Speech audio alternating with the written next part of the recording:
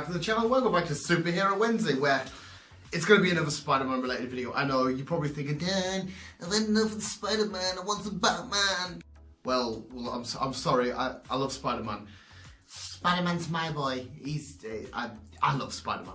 Dan fucking Spider-Man. Back in Argentina, I was actually known as Spider-Dan. That's what they know me as in Argentina. I don't know why Argentina, but I'm gonna roll with it because I'm a mad lad.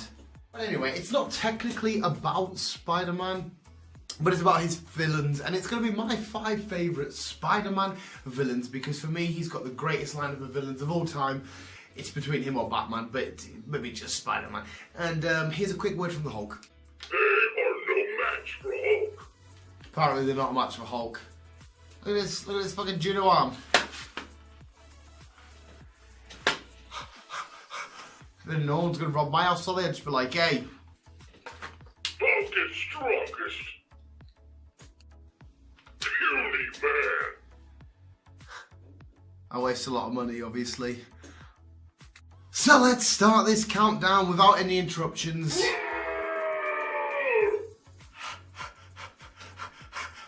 I'm so tired.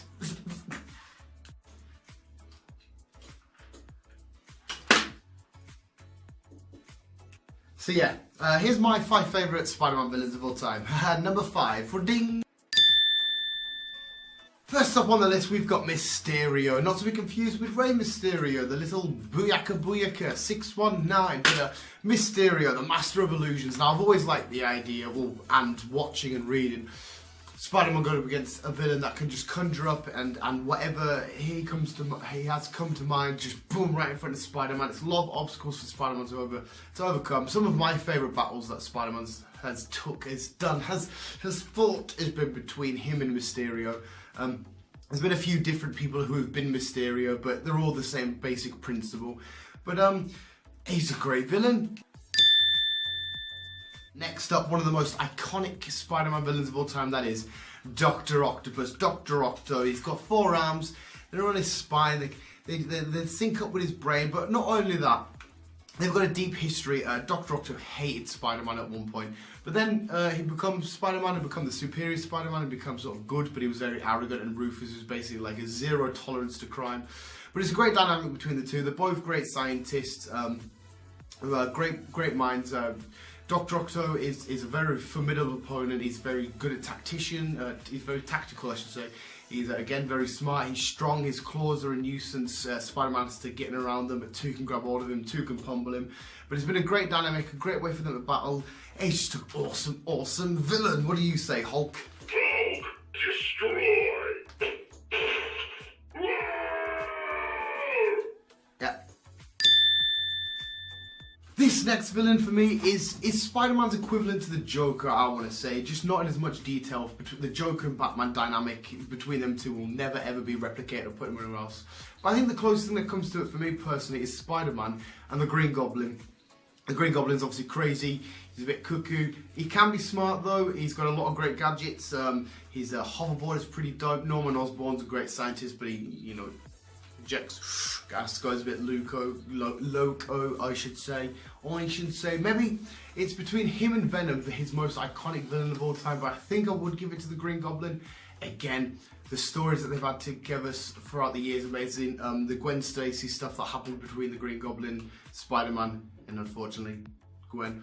The battles they have in the sky, Green Goblin's going about, Batman's having to chase him down, shoot his webs at him and stuff.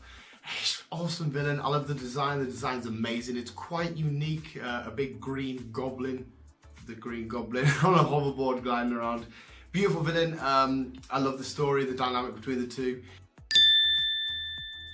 Next up, we've got Carnage. Cletus Cassidy, during a prison break, he gets caught up with a symbiote that is the spawn of Venom, and it makes his psychotic, mental craziness come out even more. He goes on a bloodthirsty rampage pretty much all the time, and I love Carnage not only because of his interactions with Spider-Man, but with Venom. They've had a couple of triple threat fights before. They've had team-up fights against Carnage. Carnage is an unstoppable mess. He can get a massive axe out of his hand, a spear. He can shoot stuff out. He's scary.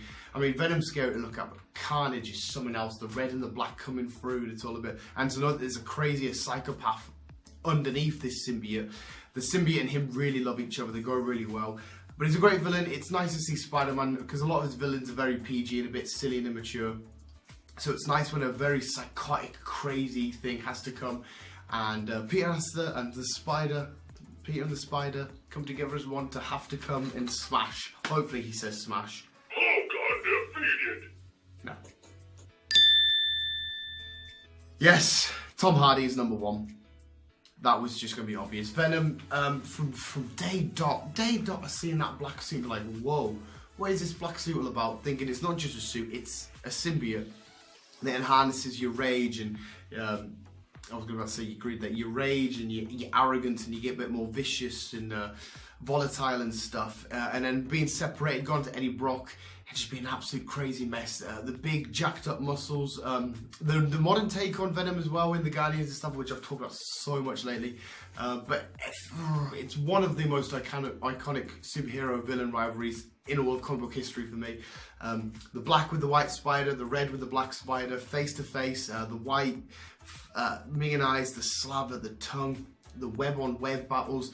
It's just absolutely beautiful. Venom he's an amazing character. There's a lot of dynamics between to it. How he got brought back to Marvel, which I did on 5 Fast Facts, all about Venom, which should be up now, I think. But yeah, if you haven't seen it, go check it out. You can find out. Little rumble there. But Venom is amazing. He's awesome. He's cool. He looks amazing, and I think it's for me again the most well thought, but yet not as much detailed villain or character maybe of all time. He's absolutely beautiful. And there you have it. There's my five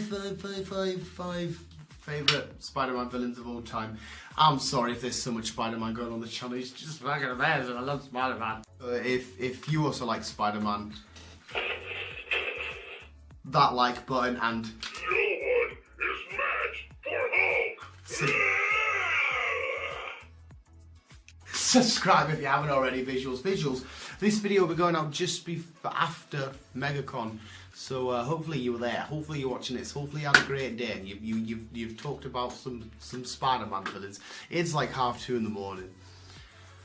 I am shattered, but we shall skip in you and keep on. And on. Oh my god, you said it at the perfect time. Shut up. He literally just smashed. Visuals, keep in you and keep on, keep it on.